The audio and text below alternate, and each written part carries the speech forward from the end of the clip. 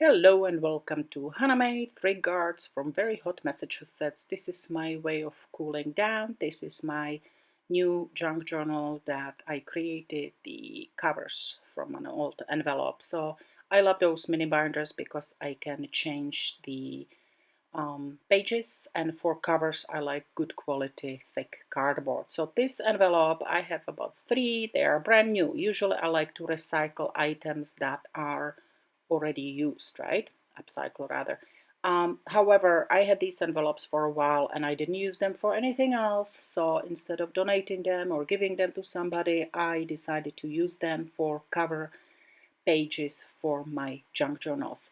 I believe it is already paper that was recycled, so I'm basically doing double recycling or second time recycling, and it makes me very happy. It makes me kind of proud that yes, we don't always have to rush to store and buy new items, right? It is really cool, thick material. I also like the look. I always did like the look of recycled paper, kind of greenish, aged look, I guess, natural somewhat.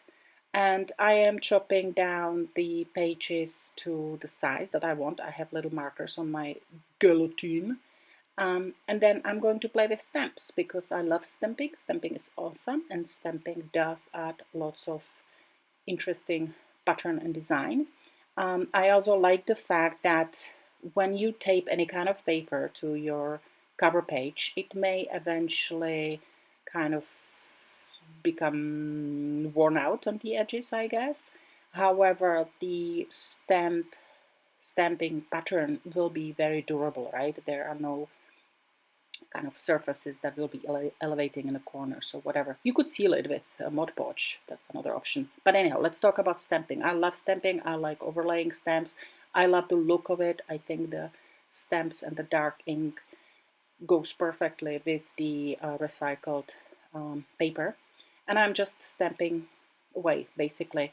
There are no rules and you can do whatever you want. I kind of like the botanical theme, and I'm doing both sides, by the way, and each of them will be different. I'm thinking about also covering all the edges with like smaller designs, so there's like a little bit of center in each, like right now, what I'm doing right now, right? So I'm stamping around the edges and there's something in the middle that is sort of empty, and I could always add quote to it or write up or name tag, whatever you want. I hope you can kind of feel that I'm having tons of fun with it. I'm really enjoying it, and I'm not giving it even much thought. This last method I'm doing is basically kind of aging up the edges, right? So I'm using a special brush and just a little bit of ink, and it's satisfying to do, but there's another purpose for it. If you get the cover pages a little bit dirty, or somebody may use greasy hands or whatever, you will not see it. This will kind of camouflage it, and I do think it adds that beautiful aged look. So that's it. That's how simple it is to make cover pages. And then I have the puncher and I just make a holes so I can use it. If you don't have this type of hole puncher, you can just use the one hole puncher handheld. And then I insert it in my binder, and I'm super happy. I'm very pleased. I think it came out great. And the only one thing I would like to mention, so this is the final product, and I'm sharing actually different method of the binders use. Those are small rings that have a little spine. They come 3 together. I don't think I found anything else. This is the only product I found that works, and I like it. So they are nice and kind of stable, and it works fantastic for those pages. Before I showed you like a binder with a cover, right? But I want to use these covers that I made. So for this junk journal, they are perfect. I'm having tons of fun with these junk journals. I actually really like the fact that I can replace the pages if I want to. And now I'm trying to remember what I started talking about before, but I cannot. There are also separate rings, right, that you can use. However, they don't have the spine and they are kind of a little bit wobbly. Oh, I know what I wanted to say. I wanted to tell you about the stamping and what kind of ink I use. So I just use normal ink. However, I also have StazOn ink. It means it's supposed to stay on.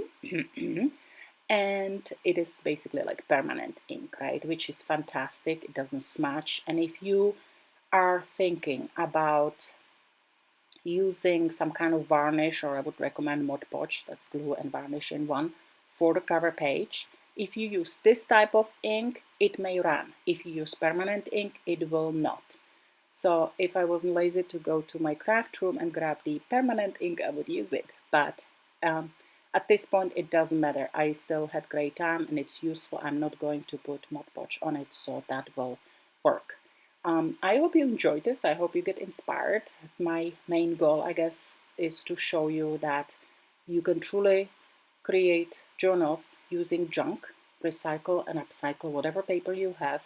You don't have to use fancy tools, even though, yes, I do have the special cutter, but scissors will do. You don't have to use the 6-hole puncher. You can use single hole puncher, and you can have lots of fun with that. You can either make the journals kind of like to just collect different papers and make it artsy fartsy, or you can eventually add your own quotes and whatever you would like to write in a journal. It's tons of fun, very satisfying, and honestly quite frugal craft. You don't have to spend much money. Ta-da! I hope you enjoyed this. If you like my ideas, you can follow me on Facebook or Instagram, or you can subscribe to this channel. Thanks for watching, Hannah Mate.